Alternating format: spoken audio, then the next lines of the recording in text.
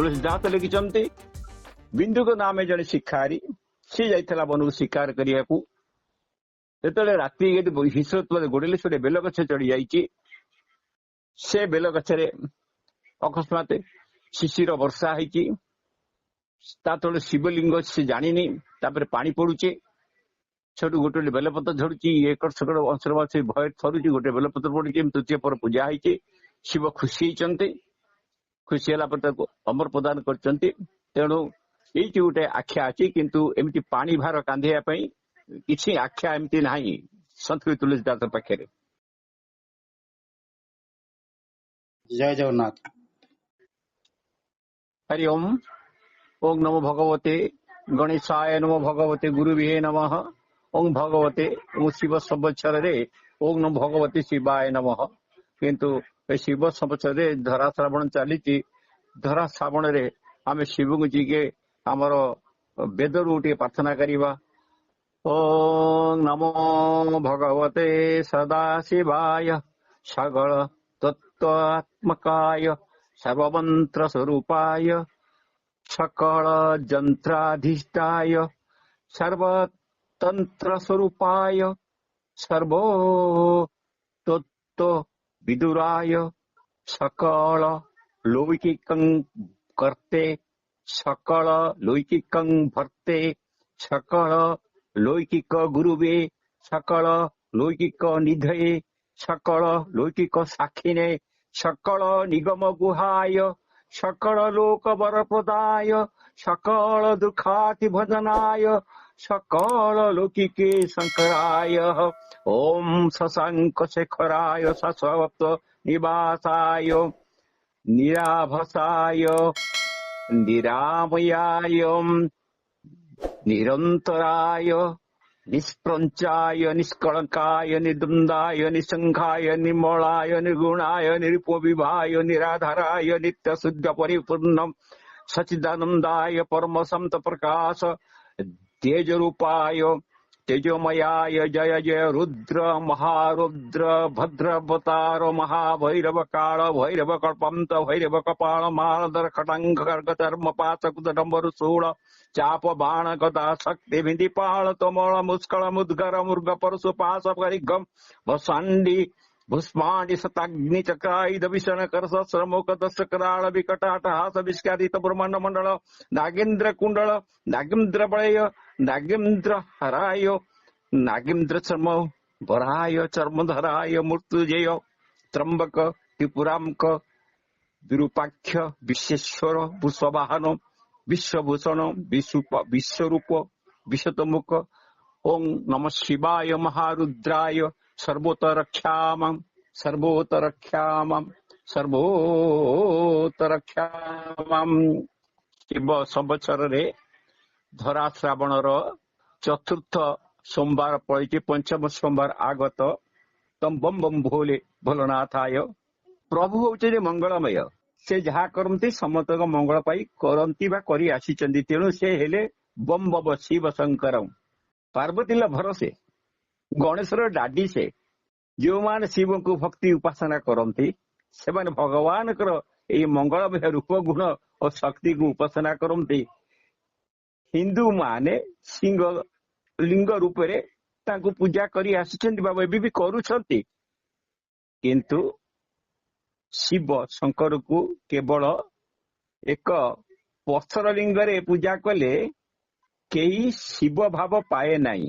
ନା ଆପଣଙ୍କ ମତାମତ କଣ ଆଜ୍ଞା? ନାଇଁ, ଏ ବିଷୟରେ ମୋର ଆଇଡିଆ ନାହିଁ ଆଜ୍ଞା। ଆଚ୍ଛା, ସେଥିପାଇଁ ଶିବ ଭଗବାନଙ୍କର ଦିବ୍ୟ ଗୁଣ ଗୁଡିକୁ ସର୍ବଦା ସ୍ମରଣ କୀର୍ତ୍ତନ ଭଜନ କରିବା ଉଚିତ। ଯାହା ମୁଁ ଆ ପୂର୍ବରୁ କହିଲି, ଯାହାର ନମାମି ସବିଶାନ ରିବାଣ ବ୍ୟାପକಂ ବ୍ରହ୍ମଦେବ ସ୍ୱରୂପ ନିଜ ନିଗୁଣ ନିର୍ବିକପ ନିରୀହ ଚିଦାକାଶ ମାସ ଭଜଙ୍ଗ ଅଛି ରୁଦ୍ରାଷ୍ଟକ।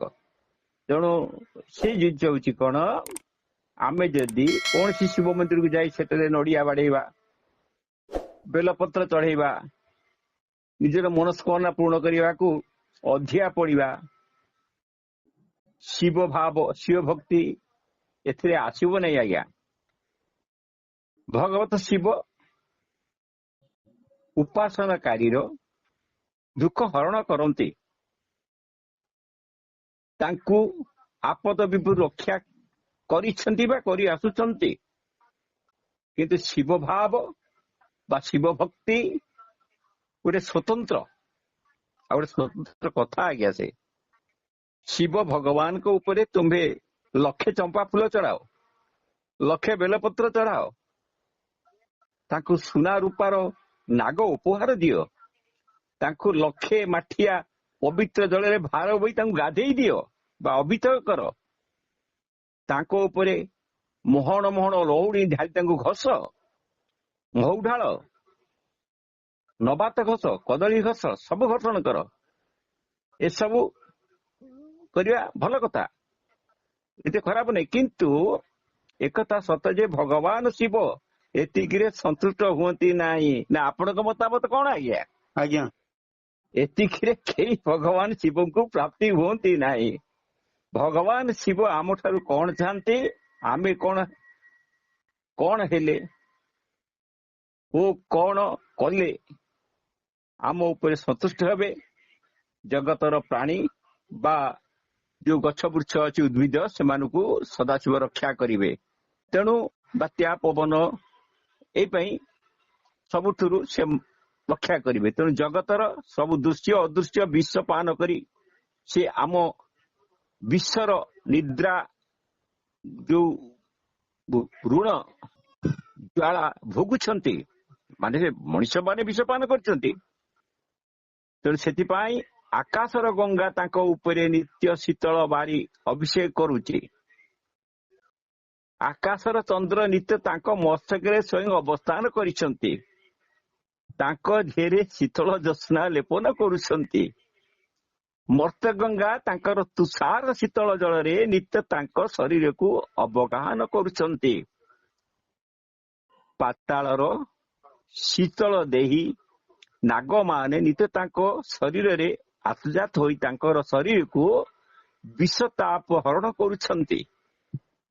ଏ ଅବସରରେ ତାଙ୍କ ଦେହରେ 100 ମାଠିଆ ପାଣି ବୋହିକି ଢାଳିଲେ ବା ମହଣେ ମହଣେ ଲହୁଣୀ ମାଲିସ କଲେ ବା ଶତାଧିକ ସୁନା ରୂପାର ନାଗ ତାଙ୍କ ପାଖେ ରଖିଦେଲେ, ସେ କଣ ଆମ ଉପରେ ପ୍ରସନ୍ନ ହୋଇଯିବେ? ନାଇଁ ଭାଇ, ସେ କଥା ନାହିଁ। ଭଗବାନ ଶିବ ହଉଛି ମଙ୍ଗଳମୟ। ତେଣୁ ସେ ଆମ ମଣିଷଠାରୁ ଆଶା କରନ୍ତି ଆମେ ଯେପରି ଅନ୍ୟ ପ୍ରତି ତଦ୍ରୂପ ମଙ୍ଗଳମୟ ହେଉ। ଭଗବାନ ଶିବ ହଉଛନ୍ତି ଆଶୁତୋଷ। ସେ ଖୁବ ଅଳ୍ପକେ ବା ଖୁବ ଶୀଘ୍ର ସନ୍ତୁଷ୍ଟ ହୋଇଥାନ୍ତି। ସେ ଚାହାନ୍ତି ଆମେ ଯେପରି ଅନ୍ୟ ଉପରେ ସର୍ବଦା ପ୍ରସନ୍ନ ରହୁ, ଆମେ ଯେପରି ଅନ୍ୟଠାରୁ ବିଶେଷ କିଛି କାମନା ନ କରୁ, ଆଶା ପ୍ରତୀକ୍ଷା ନ କରୁ, ଆମ ଭିତରେ ଅନ୍ୟ ପ୍ରତି କୌଣସି ପ୍ରକାର ଅସନ୍ତୋଷ ନ ରହୁ ବା ଦାବି ନ ରହୁ, ଆମେ ଯେପରି ତାଠାରୁ ଅଧିକ ପ୍ରତ୍ୟୁପକାର ଦାବି ନ କରୁ। ଭଗବାନ ଶିବ ଭୋଳାନାଥ ବୋଲି କହିଛନ୍ତି, ଶାସ୍ତ୍ରଗୀତ ମାନେ କହିଛନ୍ତି, ବେଦବିତ ମାନେ କହିଛନ୍ତି। ଏହାର ଅର୍ଥ ହେଲା ସେ ସର୍ବଦା ଜଗତର ମଙ୍ଗଳ ଭାବନାରେ ବୁଡିକିରି ରହିଥାନ୍ତି। ସେ ସର୍ବଦା ଏକ ଅନିବର୍ତ୍ତନୀୟ ଆନନ୍ଦ ଭିତରେ ବୁଡି କରିଥାନ୍ତି। ତାଙ୍କ ପ୍ରତି ତାଙ୍କର ପ୍ରେମ କରୁଣା ଓ କୃପା ଭାବନାରେ ସେ ସର୍ବଦା ମଗ୍ନ ହୋଇଥାନ୍ତି। ତେଣୁ ସେ ମଧ୍ୟ ଆମ ଠାରେ ଏହି ସବୁ ଗୁଣ ଦେଖିଲେ ସନ୍ତୁଷ୍ଟ ହୁଅନ୍ତି ବା ଖୁସି ହୁଅନ୍ତି। ନା ଆପଣଙ୍କ ମତାମତ କଣ ଆଜ୍ଞା? ଆଜ୍ଞା ନିରାଟ ସତ୍ୟ। ତେଣୁ ପ୍ରକୃତ ଧର୍ମପ୍ରାଣୀ ବ୍ୟକ୍ତି ସର୍ବଦା ଭଗବାନଙ୍କ ଭାବରେ ଭୋଳ ହୋଇଥାନ୍ତି। ସେ ପ୍ରତିଟି ମୁହୂର୍ତ୍ତ ଅନ୍ୟର ମଙ୍ଗଳ ଭାବନା କରୁଥାନ୍ତି। ସେ କେବଳ ନିଜର ସୁଖ ସମୃଦ୍ଧି ଚାହେଁ ନାହିଁ, ସେ ଚାହେଁ ସବୁ ପ୍ରାଣୀଙ୍କର ସୁଖ ସନ୍ତୋଷ ହଉ। ଆମେ ମନରେ ଯଦି ଶିବ ଭାବ ଆସେ, ତେବେ ଆମର ସ୍ୱାର୍ଥପରତା ଚାଲିଯାଏ, ଆମ ଭିତରୁ ଅମଙ୍ଗଳ ଭାବ ଗୁଡିକ ଦୂର ହୋଇଥାଏ। ପ୍ରତ୍ୟେକ ପ୍ରାଣୀ ବୃକ୍ଷ ମଣିଷ ପ୍ରତି ଆମର ଶୁଦ୍ଧ ଭାବ ଆସିଥାଏ। ତେଣୁ ଆମେ ବୁଝିପାରୁ ଯେ ଜଗତର ମଙ୍ଗଳରେ ଯାଇ ଆମର ମଙ୍ଗଳ ହେବ। ମାନେ ଜଗତର ତ ମଙ୍ଗଳ ହବ, ଜଗତ ଭିତରେ ଆମେ ଅଛୁ, ନିଶ୍ଚୟ ଆମର ମଙ୍ଗଳ ହବ। ନା କଣ କହୁଛନ୍ତି ଆଜ୍ଞା? ଆଜ୍ଞା ଆମେ ଅନ୍ୟର ଅନିଷ୍ଟ କଲେ କେବେ ବି ଆମର ମଙ୍ଗଳ ସାଧନ ହେଇପାରିବ ନାହିଁ। ସର୍ବଦା ଶିବ ଭାବନାରେ ରହିଲେ କୌଣସି ଅନିଷ୍ଟ ଆମ ପାଖକୁ ଆସିପାରିବ ନାହିଁ। ଏହା ହଉଛି ତ୍ରିବାର ସତ୍ୟ। ଏହିପରିକି ଜଣେ ପ୍ରକୃତ ଶିବ ଭକ୍ତ ଯେଉଁ ସ୍ଥାନରେ ଥାଏ ବା ରହିଛି, ମାନେ ଆଗରୁ ରହି ଆସିଛନ୍ତି, ତେବେ ସେଇ ପରିବାରରେ ବା ଯେଉଁ ଗ୍ରାମରେ ଥିବ ସେ ଲୋକଟି, ସେଠାରେ ଅନିଷ୍ଟ ଅମଙ୍ଗଳକର ଅପଶକ୍ତି ମାନେ କେବେ ଆସିପାରିବେ ନାହିଁ। ଏହି ସେବାର ସତ୍ୟ। ଭଗବାନ ଶିବ ହେଲେ ଭୂତନାଥ, ସେ ଶ୍ମଶାନବାସୀ, ଜିତେନ୍ଦ୍ରିୟ, ପରମ ଯୋଗୀ। ସେ ଶିବ ମାନଙ୍କର ଉପାସନା କରୁଛନ୍ତି ବା କରେ, ସେ ଶିବଙ୍କର ମହିମା କୀର୍ତ୍ତନ କରେ, ସେ ସ୍ୱୟଂ ଶିବ ଭାବରେ ଉଦ୍ବୁଦ୍ଧ ହୋଇ ରହିଥାଏ। ତେଣୁ ସେ ତାର ଯୋଉ ଭାବନାରେ, କର୍ମରେ, ବ୍ୟବହାରରେ, କଥାବାର୍ତ୍ତାରେ ସର୍ବଦା ସଂଯତ, ଶୁଭେଚ୍ଛା ପରାୟଣ ହୋଇ ରହିଥାନ୍ତି। ତାର ଉପସ୍ଥିତ ମାତ୍ରକେ ସବୁ ପ୍ରକାର ଅରିଷ୍ଟ ଆଦି ଖଣ୍ଡନ ହୋଇଯାଏ। ସେ ଲୋକଟି ଯଦି ଆପଣଙ୍କ ସାଙ୍ଗରେ ମିଶେ ବି, ଆପଣଙ୍କ ସାଙ୍ଗେ କଥା ଆପଣଙ୍କ ଘରକୁ ଯାଏ, ଆପଣ ସବୁ ରିଷ୍ଟ ଖଣ୍ଡନ ହେବ। ଏପରି ମଙ୍ଗଳ କାମନା ମଣିଷଟିଏ ଏ ପରିବେଶକୁ କଲ୍ୟାଣମୟ କରିଦିଏ। ସତ ନା ମିଛ ଆଜ୍ଞା? ଆଜ୍ଞା।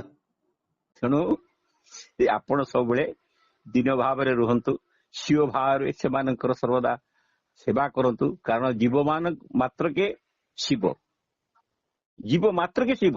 ଏ ଜଗତରେ ସମସ୍ତେ ମଙ୍ଗଳ ଚାହାନ୍ତି, ମାତ୍ର ଏହି ମଙ୍ଗଳ କେଉଁଥିରେ ନିହିତ ଥାଏ? ଅଜ୍ଞାନ ଅହମିକା ଯୋଗୁଁ ଜାଣିପାରନ୍ତି ନାହିଁ। ତେଣୁ ଶିବ ହେଲେ ଜଗତଗୁରୁ। ସନାତନ ଧର୍ମଶାସ୍ତ୍ର ନିର୍ଦ୍ଦେଶ ଅଛି, ଯଦି କେହି ଧାର୍ମିକ ଜୀବନ ପାଇଁ, ଆଧ୍ୟାତ୍ମିକ ଜୀବନ ପାଇଁ ଅଶ୍ରୁହା କରେ, ତେବେ ସେ ପ୍ରଥମେ ଭଗବାନ ଶିବଙ୍କର ଆରାଧନା କରିବା ଉଚିତ। କାରଣ ପୃଥିବୀ ପାଇଁ ମଙ୍ଗଳ ଭାବନା ବା ଅନ୍ୟର ମଙ୍ଗଳ ସାଧନା ହିଁ ମଣିଷର ଆଦ୍ୟ ଧର୍ମ ସାଧନା। ମିଛ ନା ସତ ଆଜ୍ଞା? ସତ୍ୟ ଆଜ୍ଞା। ତେଣୁ ଶିବଙ୍କୁ ମୃତ୍ୟୁଜୟ ବୋଲି ମଧ୍ୟ କୁହାଯାଏ। ମୃତ୍ୟୁ ହେଲା ଜୀବନର ନାସ୍ତି, ସେଥିପାଇଁ ମୃତ୍ୟୁକୁ ଅମଙ୍ଗଳ ବୋଲି କୁହାଯାଏ। ଭଗବାନ ଶିବ ସ୍ୱୟଂ ସଂସାରବାସୀ। ଏହି ସଂସାରରେ କିନ୍ତୁ ଶିବଙ୍କର ଅଧିଷ୍ଠାନ ହେତୁ ସ୍ୱର୍ଗ ଦ୍ୱାର ହୋଇଥାଏ, ମୃତ୍ୟୁ ହୋଇ ଉଠେ ମଣିଷ ପାଇଁ ଅମୃତ ବା ଅମର ଦ୍ୱାର ସୋପାନ। ତୋର ମଙ୍ଗଳ ବିଧାନ କରିଅଛୁ ମରଣକୁ ଅମୃତ ସୋପାନ। ବୋଲ ଆମଦେକ ବା ହରି ବୋଲ। ଆଉ ଯୋଉ ପାଣି ଢାଳୁଛନ୍ତି ବା କରୁଛନ୍ତି, ତୁଳସୀ ଦାସ ଲେଖିଛନ୍ତି, ବିନ୍ଦୁକ ନାମେ ଜଣେ ଶିକାରୀ, ସେ ଯାଇଥିଲା ବନକୁ ଶିକାର କରିବାକୁ। ଯେତେବେଳେ ରାତି ହିଂସ୍ର ଗୋଡେଇଲେ, ସେ ବେଲ ଗଛ ଚଢି ଯାଇଛି। ସେ ବେଲ ଗଛରେ ଅକସ୍ମାତ ଶିଶିର ବର୍ଷା ହେଇଛି, ତା ତଳେ ଶିବଲିଙ୍ଗ ସେ ଜାଣିନି। ତାପରେ ପାଣି ପଡୁଛି, ସେଠୁ ଗୋଟେ ବେଲପତ୍ର ଝଡୁଛି, ଏକର ସେକର ଅଂଶର ଭୟ ଥରୁଛି, ଗୋଟେ ବେଲପତ୍ର ପଡୁଛି। ତୃତୀୟ ପରେ ପୂଜା ହେଇଛି, ଶିବ ଖୁସି ହେଇଛନ୍ତି। ଖୁସି ହେଲା ପରେ ତାକୁ ଅମର ପ୍ରଦାନ କରିଛନ୍ତି। ତେଣୁ ଏଇଠି ଗୋଟେ ଆଖ୍ୟା ଅଛି, କିନ୍ତୁ ଏମିତି ପାଣି ଭାର କାନ୍ଧେଇବା ପାଇଁ କିଛି ଆଖ୍ୟା ଏମିତି ନାହିଁ ସନ୍ଥ ତୁଳସୀଦାସ ପାଖରେ। ଗୋଟେ ଭକ୍ତିର ଗୋଟେ ଶ୍ରେଷ୍ଠ ଭାବନା। ତେଣୁ ହରି ଓಂ ତତ୍ସତ୍, ଯୋଉ ଶିବ ଭକ୍ତି ଆପଣଙ୍କୁ କହିଲି, ସେ ଶିବ ଭକ୍ତି କି ଆପଣ କରନ୍ତୁ। ଓಂ ତତ୍ପୁରୁଷାୟ ବିଦ୍ମହେ ମହାଦେବାୟ ଧୀମହି ତନୋ ରୁଦ୍ର ପ୍ରଚୋଦୟାତ୍। ସେ ରୁଦ୍ର ହଉଛନ୍ତି ମୃତ୍ୟୁଜୟ। ସେ ହଉଛି ଆପଣଙ୍କର ଅପମୃତ୍ୟୁ ନିବାରଣ କରିବେ, ରୋଗ ଭୟ ନିବାରଣ କରିବେ, ସବୁ ବିଷ ହରଣ କରିବେ, ରାକ୍ଷସକୁ ଭୀଷଣ କରିବେ, ଚୋରକୁ ମାରିବେ, ଶତ୍ରୁକୁ ଉଚାଡ଼ା କରି ତ୍ରିଶୂଳରେ ବଧ୍ୟ କରିବେ, ସବୁ ପ୍ରକାର ଶତ୍ରୁକୁ ମାନେ କୁଠାର ଛେଦନ କରିବେ, ସେ ନିଷ୍ପେଷ କରିବେ, ସେ ସମସ୍ତଙ୍କୁ ଇଏ କରିବେ, କାହାକୁ ଛାଡିବେ ନାହିଁ ତାଙ୍କ ଭକ୍ତ ପାଇଁ। ଆଉ ଦରକାର ପଡେ ସଞ୍ଜୀବନ ବ୍ରତ ପାତ୍ର ଦେଇକରି ତୁମକୁ ସବୁ ବିପଦରୁ ରକ୍ଷା କରିବେ। ଆଉ ନିଜ କବଚରେ ସେ ନିଜେ ତମକୁ ଘୋଡେଇକି ରଖିବେ। ଏ ହଉଛି ଶିବଙ୍କ ବିଷୟ। ବୋଲ ଭଗବତେ ଓಂ ନମ ଶିବାୟ, ହର ହର ଭୋଲେନାଥ।